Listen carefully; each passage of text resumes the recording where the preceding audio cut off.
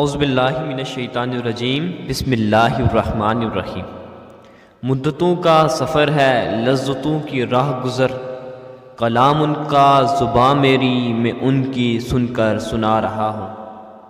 کچھ عرصہ پہلے میرے پاس ایک مریض آیا، وہ جوان ایم فل کا اسٹوڈنٹ تھا، اسکالر تھا۔ مجھ سے کہنے لگا کہ مجھے ایک بات کی سمجھ نہیں آتی کہ جس عامل کے پاس بندہ جائے ڈائگنوز تشخیص کروانے تو وہ تو اس کے 3-4 ہی جملے ہوتے، وہی کہتے ہیں تم پہ جادو ہے، جنات ہیں یا کچھ بھی نظر ہے، لیکن کسی نے بھی آج سے جو اس کے پیچھے محرکات ہیں یا کبھی بھی وہ چیز ڈسکس نہیں کی، نہ ہی کوئی آج تک ایسا کوئی لاجک بتایا جس کو میرا مائنڈ ایکسیپٹ کرے۔ یعنی بندہ وہ یہی بتاتا ہے جادو، تو ایک بندہ جو ظاہر ہے اتنا تعلیم یافتہ ہو، عصری علوم سے واقفیت رکھتا ہو، وہ کس طرح مان لے اس کے پیچھے کیا لاجک؟ یہ تو ہر کوئی بتا سکتا تم پیچھے جادو ہے، تو اس کی مہارت کا تو ہمیں نہیں پتہ، جو چیز ہمیں سامنے نظر آتی تو نہیں ہے اسکلز کہ اس کے اندر ہیں یا نہیں، لیکن وہ بتاتا ہے، پھر اس سے لوگوں کے یہ عقائد خراب ہوتے ہیں، تو ہم کس طرح یقین کر لیں؟ اور آج تک کسی نے کوئی سالڈ ریزن ڈسکس نہیں کی یا اس کے پیچھے کوئی لاجک بتایا نہیں۔ تو میں سمجھ گیا کہ اس کی جو چینل ہے وہ کہاں سے چل رہا ہے، تو میں نے اس کو کہا کہ بالکل آپ ٹھیک کہتے ہیں، عامل پہ تو یقین نہیں رکھا جا سکتا بقول آپ کی، تو چلیں ہم اس پہ یقین رکھتے ہیں جس پر آپ کا بھی یقین ہے اور میرا بھی یقین ہے، اور اس پہ یقین رکھے بغیر مسلمان نہیں ہو سکتے۔ اس نے کہا کون سی ایسی چیز ہے؟ میں نے کہا آؤ قرآن سے پوچھتے ہیں کہ قرآن کیا کہتا ہے جادو کے بارے میں اور شیاطین کے بارے میں۔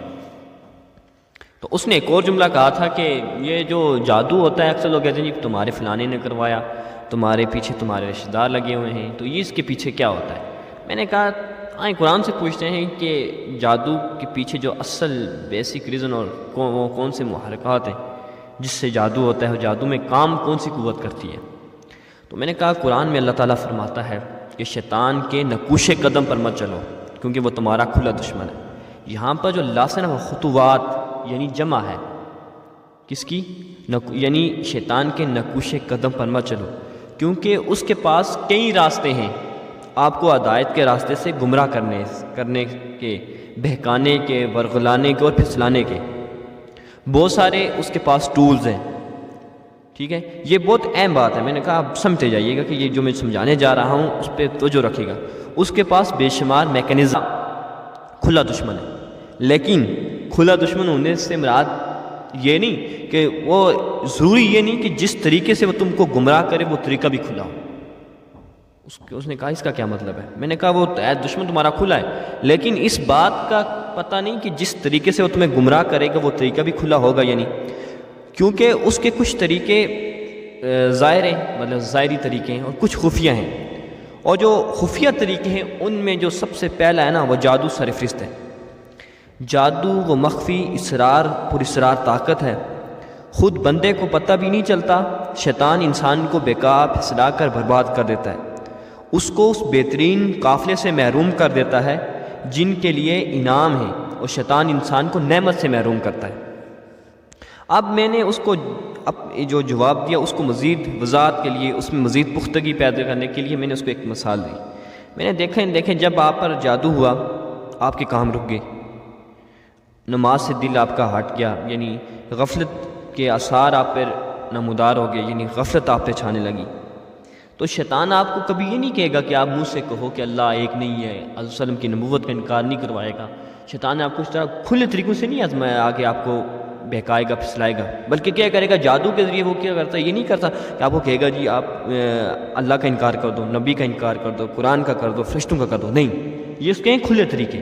اور ہم لوگ جو ہے نا زیادہ فوکس کرتے ہیں کھلے طریقوں پہ کہ یعنی شیطان ہمیں اس چیزوں سے گمراہ کر دے، لیکن شیطان کا جو اصلی وار ہوتا ہے وہ خفیہ ہوتا ہے، پوری رات تاکہ نا وہ ہے جادو کے ذریعے۔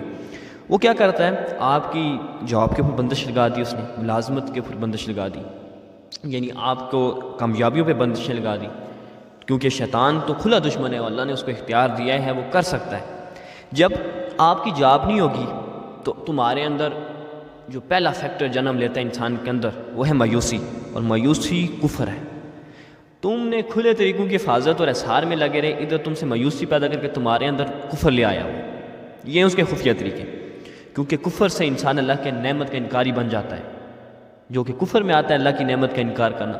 اور پھر اس کے ساتھ ساتھ تمہارے اندر امراض باطنہ جنم لیتے ہیں.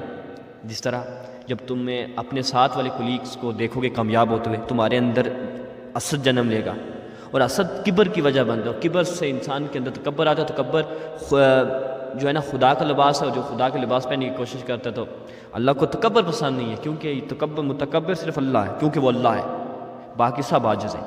تو اس طرح کے جب وار لاتا ہے انسان کو تو انسان کو گمراہ ہو جاتا ہے.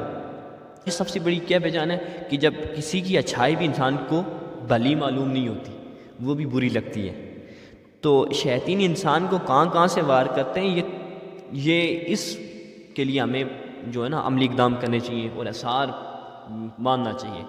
تو جو اس سے حفاظت کے لیے ہے وہ ہے ذکر، کیونکہ شیطین اگر خفیہ کرتے ہیں تو ہمیں چاہیے کہ ہمارے پاس بھی ایسی پوٹینشیل مومنٹ ہونی چاہیے کہ طاقت اور انرجی ہونی چاہیے جس سے ہم خفیہ طریقے سے لڑ سکیں. تو ظاہر طریقے سے تو وہ ہم سے وار کرنے سے رہا نہیں، تو وہ ہمیں اگر خفیہ وار کرے گا تو خفیہ وار کرنے کے لیے ہمیں خفیہ ہی ہمارے پاس کوئی ایسی انرجی تصرف طاقت ہونی چاہیے جسے ہم مقابلہ کر سکیں. وہ ہے روحانی طاقت. روحانی طاقت اصول جو ہے نا وہ ذکر کے ذریعے ممکن ہے. تو اللہ پاک ہم سب کو عمل کی توفیق عطا فرمائے. تو وہ بندہ لڑکا جو تھا، جوان تھا، بڑا متاثر ہے اس بات سے. اس نے کہا تھا کہ یہ جو اصل جو جادو کا جو ہے نا پیچھے محرکات ہے، جو وجہ ہے، سبب ہے، وہ شیاطین ہے. اور شیاطین جو ہے خفیہ وار کرتے. اس نے کہا بالکل یہ بات ہے کہ جب میری نوکری نہیں ہوئی تو میرے اندر مایوسی آئی. میں نے کہا یہی ہوتا ہے. تو ذکر پہ لگایا. اللہ پاک قبول منظور فرمائے.